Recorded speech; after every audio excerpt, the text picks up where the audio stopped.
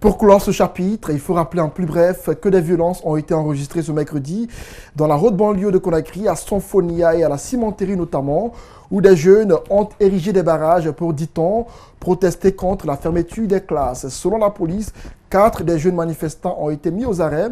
L'ordre a aussi été rétabli, a indiqué le porte-parole de la police. Les acteurs de la société civile guinéenne dressent un bilan positif de la célébration de l'an 60 de l'indépendance au Grand Stade de Conakry hier mardi 2 octobre. Le réseau Jeunesse Afrique Guinée, le Conseil national des organisations de la société civile et même certains juristes ont fait une appréciation de cette fête nationale. Ils appellent tous à l'unité et à la cohésion sociale. C'est un reportage que nous signent Makiso et Ibrahima Sori Kamara. Les forces spéciales. D'une manière générale, les acteurs de la société civile sont unanimes sur la réussite de la célébration de l'an 60 de l'indépendance guinéenne. Pour le Conseil national des organisations de la société civile, les Guinéens ont un devoir qui est celui d'assumer leur histoire dans toutes ses facettes. Et cette histoire de la Guinée doit être écrite, elle doit être dite. Et l'État a l'obligation, si le gouvernement a osé assumer cette indépendance et toute la population l'a accompagnée, elle doit oser poser le débat sur la vérité des faits historiques pour que chacun soit rétabli dans sa dignité, dans son honneur. Même son de cloche chez certains observateurs, à l'occurrence le juriste Mamadi Kaba, qui persiste sur la nécessité de mettre tout en œuvre afin d'édifier les fils du pays. Et beaucoup de chefs d'État africains, beaucoup de délégations africaines qui ont répondu à l'appel du peuple de Guinée. Et c'est vraiment dire que les Guinéens, avec toutes les divergences possibles en matière politique, ont su répondre parce que hier, la fête, la joie était nationale. Le réseau Jeunesse Afrique Guinée, RASGI, au-delà de l'appréciation des festivités, a organisé une conférence qui a eu pour thème Jeunesse et indépendance.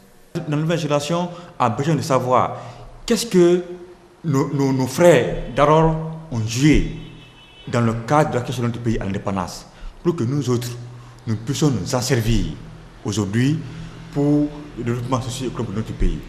Alors, les conférenciers, il y a eu vraiment un échange très franc et très sérieux entre les jeunes et le conférencier qui ont abouti vraiment à la très bonne compréhension parce qu'il y a eu beaucoup de désinformations. 60 ans d'indépendance, tout n'est pas rose. Les uns et les autres demandent l'ouverture d'un vrai débat entre les Guinéens pour retracer l'histoire au bénéfice de la nouvelle génération.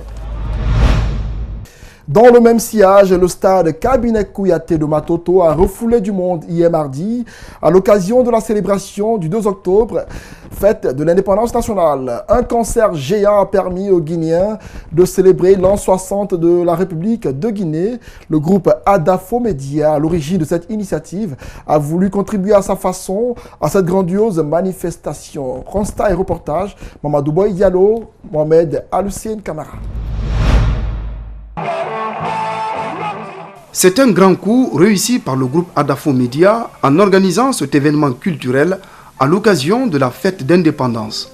Le stade Cabinet Kouyaté affiche plein pour ce spectacle où plusieurs artistes, notamment Abbassi Sané, Djelissa Yom Kouyaté, Cheikh Penor, Soul Banks ou encore Koundou Waka ont fait des prestations qui ont émerveillé le public. Ce public essentiellement jeune a savouré cet instant avec joie et enthousiasme.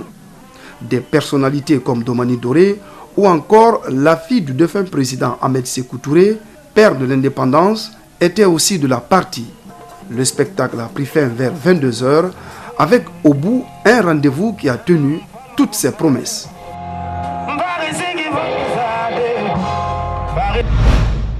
Beaucoup se demandent où se tiendra la prochaine fête de l'indépendance de notre pays en 2019. Ce sera bien à Kindia, la ville des agrumes, qui abritera ces festivités après Conakry hier. Ce sont les autorités de Kindia qui ont annoncé la bonne nouvelle hier à la place des Martyrs où avaient lieu des défilés, les prestations artistiques prévues à cette occasion. Aminata Silla était de la partie. 28 septembre 1898, le colon blanc arrête Samori Touré, l'un des plus grands résistants guinéens, et déclare la Guinée colonie française. 60 ans après, de par la lutte syndicale de ses leaders à l'époque, elle vote non au référendum pour accéder à l'indépendance le 2 octobre 1958. Cette date que les Kanyaka célèbrent ce mardi à la place des martyrs de Kindia comme du jamais vu a débuté d'abord par la visite du ministre de l'Énergie aux malades de l'hôpital régional. Sur place, les autorités et populations de la ville ont tenu à exprimer leur fierté.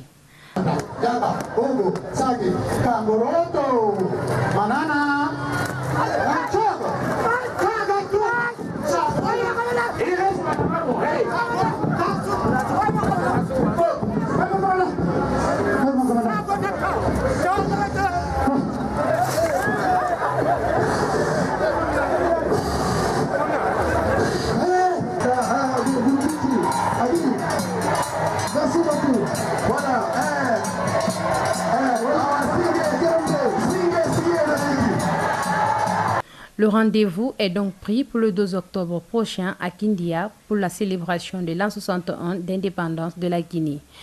D'ici là, plusieurs chantiers doivent être lancés dans le cadre des préparatifs de la fête. Kindia sera ainsi la 5e ville de l'intérieur à accueillir la fête tournante.